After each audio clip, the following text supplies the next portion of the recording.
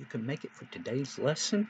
Um, this is a big one. This is from the book of Matthew, starting in chapter 5.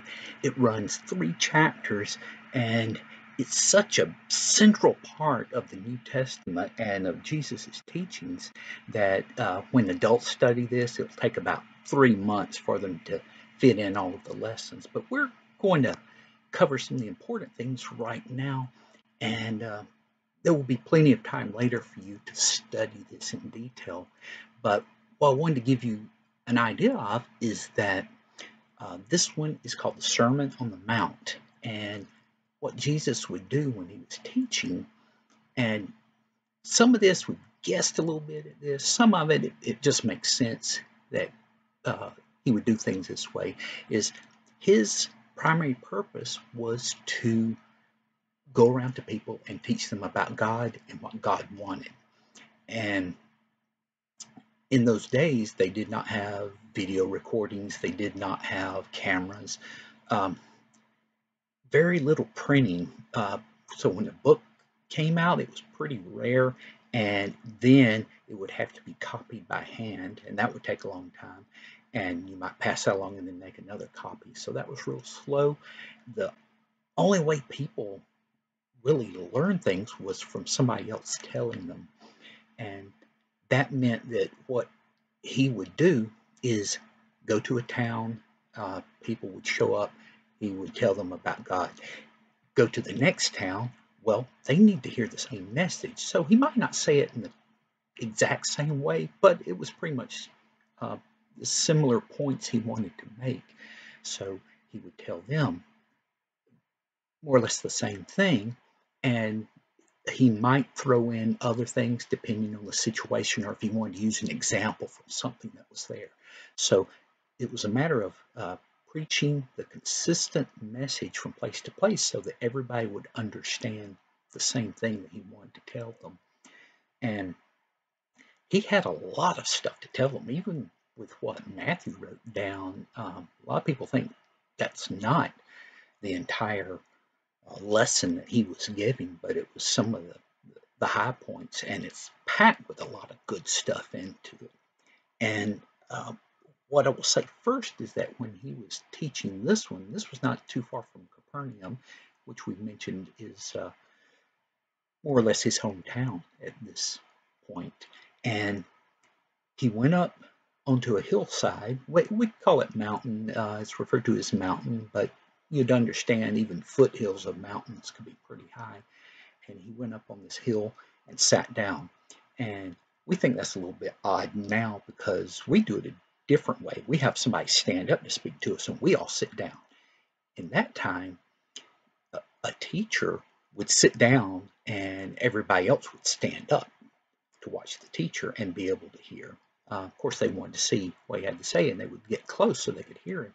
And by being up on this hillside, it was easier for people to see him and hear him. In a similar way, you may remember one time when he sat in Peter's boat and was on the Sea of Galilee talking, and has a similar effect because the water would help carry the sound of his voice. So he had a lot of things to say, and to some people it would be kind of odd. Either they had never heard them before, or he was telling them things like, oh, you've heard it said not to murder. Well, we've all heard that. We know killing someone else, that's not a good thing. And he says something that gets their attention. Oh, it's not just not murdering someone. You should not be that angry at somebody. If you've got a problem with someone, you need to work it out. But you should not want bad things to happen to this person. This person is created in God's image just like you are. And what you want, what you should want, is for that person to turn to God and for the two of you to work out your problems. So that's the way he approached things. And some people would have loved hearing this because it's like, oh, this makes sense. Some people, uh, I'm afraid a lot of times the people he had the most problems with, were the teachers of the law because they knew the law, but they did not understand the motivation behind it. So God would give rules, And they would think, oh, we've got to follow the rules. But they would not think, wait, why are we following the rules? Why would God have us do these rules? Not because you wanted to disobey them, but you wanted to see what God's intent was with that. And Jesus is telling you this is God's intent. He wants people to get along. He wants people to love each other. Um, one of the things Jesus is emphasizing is how love plays a part of everything we're to do. He said, the love of God is the most important in all of this. It's great to have the love of people, and that's what you want to go for, but you also have to prioritize it and put God number one. He said some people may even say bad things about you because you're trying to follow God. He goes, well, that's a sad thing to happen, but it's very important for you. And so as I look off to the side, because I want to see bits of it that remind me of things on this, and he says, you're supposed to be the type of person who, when people look at you, they're reminded of God. And he gives some examples on things. Now, there were three things that Jewish people culturally, and it had some background with the Bible, the Old Testament rules. There were three things they were supposed to do, and one of them was to give to the poor, and one was to pray, and one was to fast. Now, that last one you may not be familiar with, but fasting is where you would go without food for a certain amount of time as you are trying to either do something to please God or get God's direction in something, or because you're praying for something and you want to demonstrate how important it is for you to God. Yes, God knows, but it's also a way to help discipline yourself. So, in talking about these three, they're all good things, but Jesus gave a warning with this, and he said, oh, when you give to the poor, don't do it in front of everybody where people can see what you're doing. And this is where he gets into something I like to call sneaky good. Most of the time when we think of sneaky, it's a bad thing. So that's why I call this sneaky good. It's where you do good things, but you're doing it in a way that people don't know it's being done or know that you're doing it. Sometimes they won't even notice that something good has been done at all. Other times they'll go, well, somebody did something good, but I don't know who did it. And this is kind of what Jesus is talking about. He's saying, okay, you give to the poor, you do it quietly where nobody knows, and you've done what God has wanted you to do, and He knows what you've done. He said the people who do it out in front of everybody else, they've gotten their reward. God's not going to give them anything extra for doing that. And with praying, he says, oh, now when you pray, you don't have to do it in front of everybody else so they can see that you're praying and that you're very holy and all that.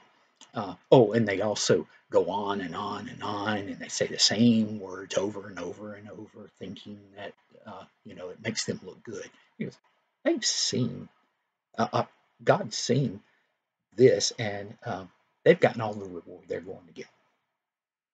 He said, so when you pray, you go off on your own.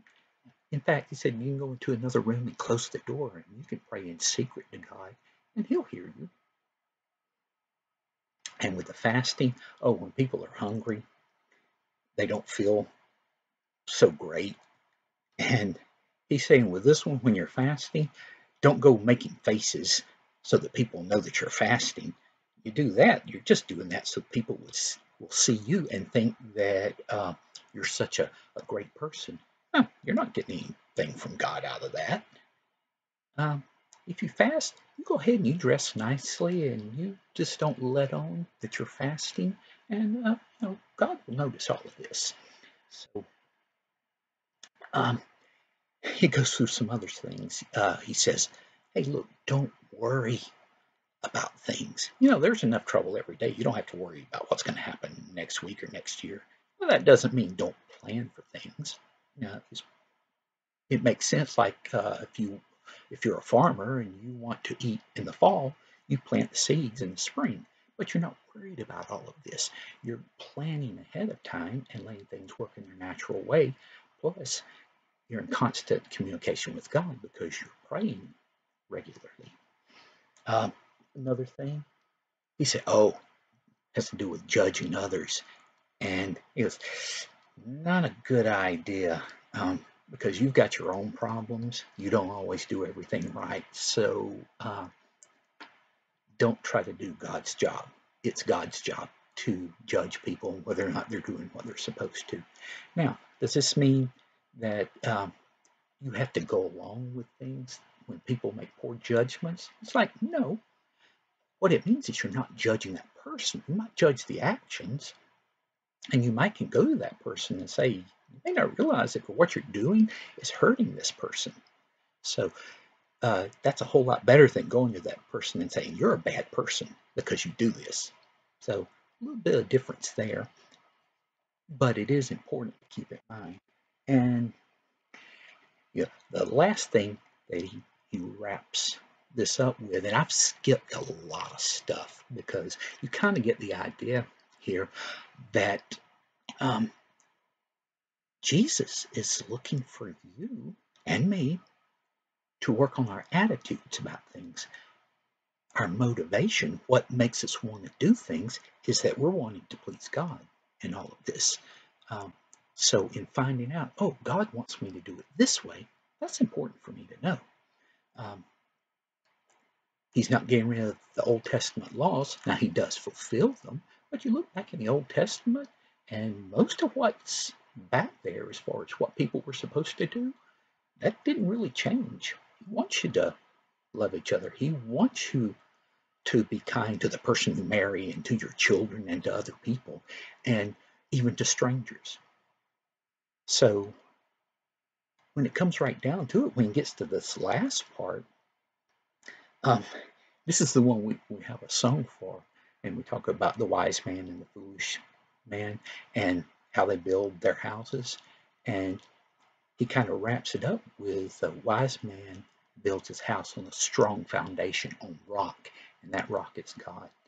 If you're not building your foundation, meaning your life and basing your life on God, it's like building a house on sand. As soon as there's a bad storm, it's going to wash away. The house is going to fall apart. So, with that, you've gotten the general idea of what is in the Sermon on the Mount. And when you realize that he's going around from place to place and he's got people of all kinds listening to him, you can see how the people who understand the message and take it properly get to where they like Jesus more and more. And some of them even start following him from place to place. And that's his intent. Now, there are going to be people who don't like what he has to say because they think, okay, we're supposed to follow God with certain rules and all that. And he's telling them, no, it's even tougher than that. They're going to have trouble with him. And so they follow him some to try to catch him in something that he says. And this will become more important later on. But for now, I'm going to stop with that and let you have a chance to think about it. Now, today's tie is just a simple Bible tie. The reason for wearing that is I think of this, the Sermon on the Mount, as being the heart of the New Testament, not so much as far as saying it's more important than everything else, because knowing about the crucifixion and resurrection, that's the center point. But this, as far as giving his teachings, if you read just the Sermon on the Mount and knew what Jesus did for us, you've got enough to lead a very good life and a very faithful life to God. So with that, I will let you go, and I hope you can be back next time. Bye.